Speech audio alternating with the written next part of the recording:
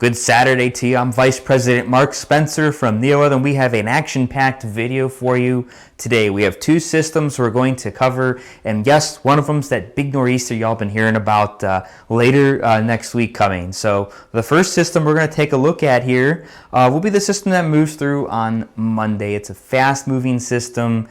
It doesn't come together very well. Yes, there will be some snow with it in some spots, but the problem will kind of be the temperatures as well.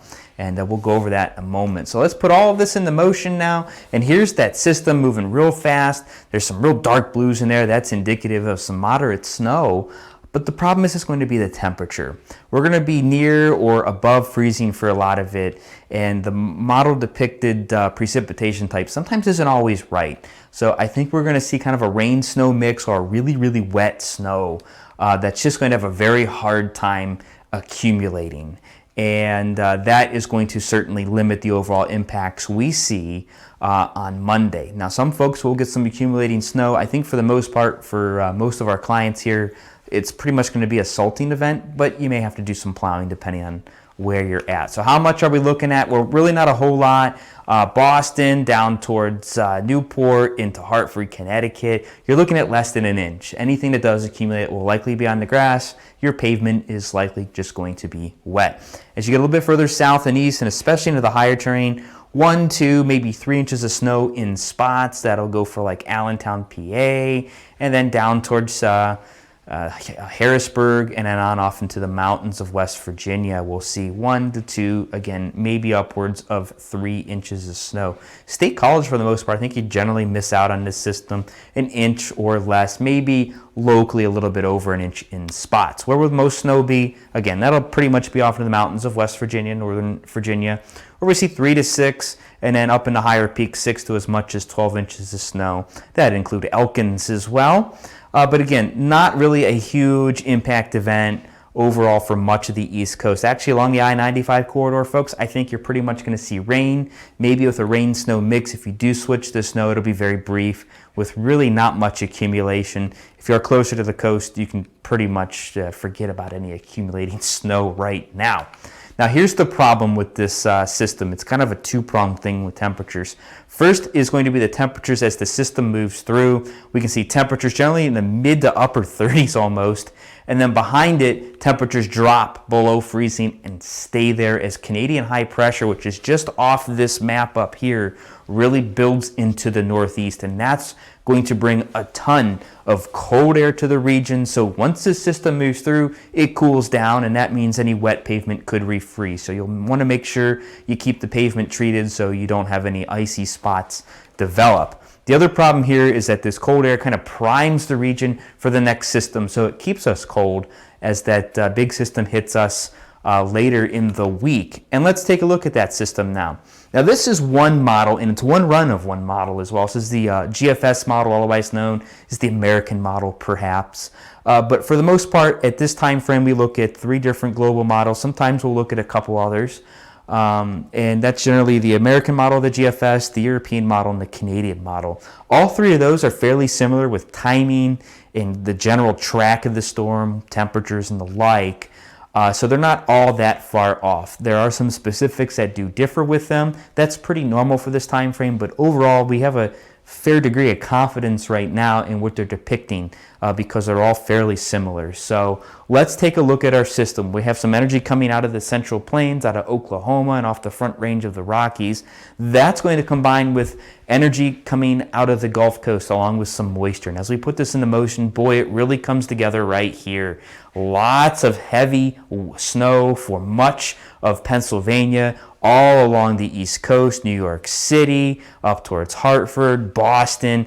Everybody gets slammed. Behind that, it does get cold. We could see some lake effect over the weekend across northern Ohio into Pennsylvania, and even that higher terrain of West Virginia could see some of that orographic lifting snow. So we'll keep an eye on that. The big global models don't handle it that well, especially this far out. But what are we looking at in terms of snowfall? Well, it's too early to put numbers on it, unfortunately, but here's the model output snow from the GFS model, and this is a fast animation, but we're only looking at about a 24-hour time frame that we're going to get some of this snow, a little bit longer in spots than that, but not a whole lot. And we're really looking at some significant snow, especially into the Poconos, where we could see amounts easily exceed a foot or more. And we could easily also exceed a foot towards Boston and Hartford, and maybe even down towards parts of New York City as well. Note the real tight cutoff here, though, between almost no snow and then this purple here, which is about 6 inches of snow.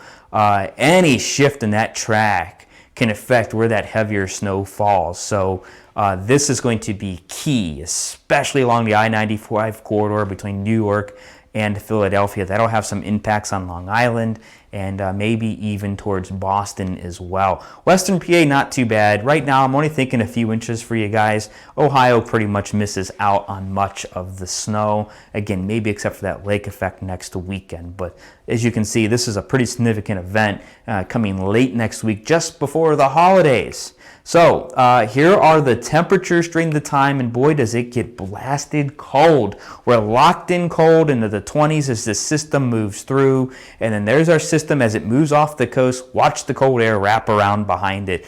Boy, we're talking temperatures in the teens, maybe even single digits overnight Friday night. And then as we get into the day on Saturday, really not much warmer. We're going to probably be lucky to hit the mid-20s in some spots. Boy, does it get cold. And with that snowpack in place, it's going to stay cold. So you want to make sure that any wet pavement remains treated until it dries. We will have the wind help us some to dry it after the event, but it stays cold, so any wet pavement will quickly freeze over. So make sure you make plans to continue treating even after that snow's over, so you don't have any icy spots develop on your properties.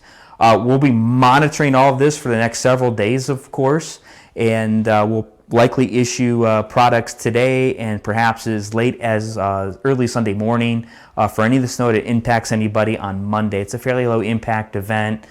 So do stay tuned for that. And then as we head into early next week, we're going to get a much better idea on what the big nor'easter has in store for us, and we'll likely start sending out forecasts with our first snowfall forecast with numbers on it, probably as early as sometime on Monday. And then as we head in towards Tuesday night and even early Wednesday, depending on your location and the timing of this system, we will send out our forecast breakdown. We'll be doing updates with our blogs. We'll probably do another video sometime early next week as well to cover everything for you. If you do have any questions in the meantime, feel free to contact us. You can contact us by phone. You can email us. You can get support in the weather portal through the support form, or you can live chat us or text us if you have the texting option on your account. Make it a great day.